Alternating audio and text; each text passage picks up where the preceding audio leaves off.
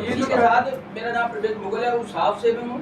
مجھے یہ بتائیے گا کہ یہ ڈی سی صاحب نے آرڈر کیے ہیں جو آپ کے پاس نوٹیفکیشن ہے، اگر کل کا دن کمشنر صاحب اس کو کینسل کر دیتے ہیں پھر آپ لوگ کا کیا لایا عمل ہوگا؟ دیکھیں وہ بھی ہم اناؤنس کر چکے ہیں الحمدللہ. فی الحال ہمارے پاس این او سی ہے، این او سی ہمیں پہلے مل چکا تھا. وہ صرف جگہ کا تعین کرنا تھا. جو سیکنڈ این او سی ایشو ہوا اس میں جگہ کا بھی تعین ہوا ہے اور انشاءاللہ تعالیٰ یہ این او سی کینسل نہیں ہوگا اور ہم جلسہ کریں گے. جگہ آپ کو دی گئی ہے وہ کافی بڑی ہے، تو بس کریں گے، راستے بھی دیں گے، سیکورٹی کا بھی پورا ارینجمنٹ ہوگا. کبھی بھی وزیر اعظم عمران خان صاحب نے یہ بات تھینک یو. وہ بڑا امپیکٹ ہوتا ہے جمہوری ملک میں. اگر آپ رہ رہے ہیں تو ایسا ہی ہے. آلدو آئین اور جمہوریت تو بالکل ڈیڈ ہے اس ملک میں، لیکن عوام کا جو اظہار ہے وہ خان صاحب کے ساتھ کر رہے ہیں، اس کا بہت بڑا امپیکٹ ہوگا. لیکن آپ دیکھیں گے انشاءاللہ تعالیٰ جو اسلام آباد میں جلسہ ہوگا اس کا بہت بڑا امپیکٹ. اگر اس کا ہوتا تو پھر اتنا ڈر اور خوف کیوں ہے؟ اتنے لا کیوں پاس ہو رہے ہیں؟ دیکھو ہمارے لیے اس سے مشکلات بالکل کڑی نہیں ہوں گی. ہمارے ورکر سپورٹر کو اس لیے پیغام ہے کہ آپ آ جائیں اور پکڑیں گے انشاءاللہ تعالیٰ. جو لا پاس ہوا ہے وہ سائن ہوگا، وہ پراسپیکٹیولی اپلیکیبل ہوگا. اس میں بھی لکھا ہے کہ آئندہ کے لیے اسلام آباد میں اگر کوئی جلسہ ہوگا، اسلام آباد پورے آئی سی ٹی میں، کیپٹل ٹیریٹوری میں، وہ صرف سنگجانی موضع پہ ہوگا. تو ہمارا ہے ہی سنگجانی اور ہم نے تو اپنے ایکسس کے لیے دیکھا ہوگا، تو فیوچر کے لیے اس حکومت نے تو ہمارے ڈر سے یہ قانون یہ لائے ہیں، ٹھیک ہے.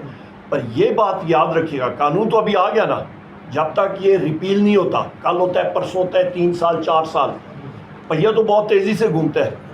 یہ تو کہیں پہ پتھر پہ تو لکیر نہیں ہے کہ آج کی حکومت ہمیشہ رہے گی، تو پھر خمیازہ انہوں نے بھگتنا ہوگا.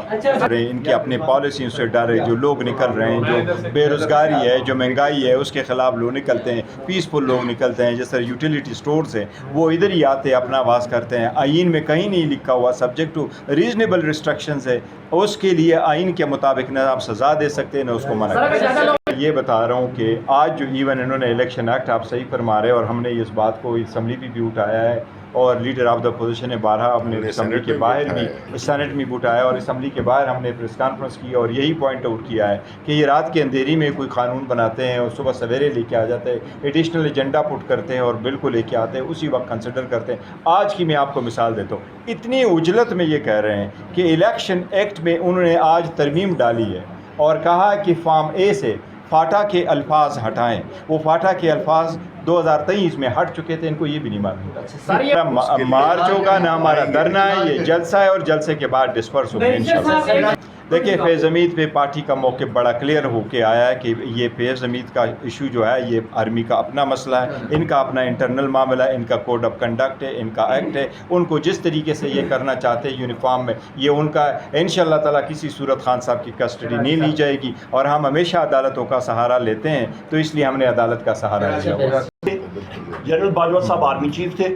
میری آج کی سٹیٹمنٹ یہ ہے، متبادر میں کہتا ہوں ڈی جی آئی جو ہوتا ہے وہ ریفلیکٹڈ اتھارٹی اپنی لیتا ہے آرمی چیف سے. تو لہٰذا جو آرمی کے قوانین ہیں وہ جس طرح انہوں نے لاگو کرنے ہیں وہ کریں. Thank you. لیکن صاحب ہم آج اسی پوائنٹ پہ رکھا ہوا ہے ہم نے یہ کہ جلسے سے ریلیٹڈ ہم نے بات کرنی ہے اور جو قانون لے کے آئے تھے وہ بھی جلسے پیسفل اسمبلی سے ریلیٹڈ تھی، اس لیے ہم نے اس کا ذکر کیا. جہاں تک آپ کہہ رہے ہیں پیکا والے قانون، ایک بات اٹل ہے، پاکستان تحریک انصاف کوئی ونڈکٹیو جو ہے نا ارادہ نہیں ہے اور نہیں ہم قانون سازی اس انداز میں کریں گے.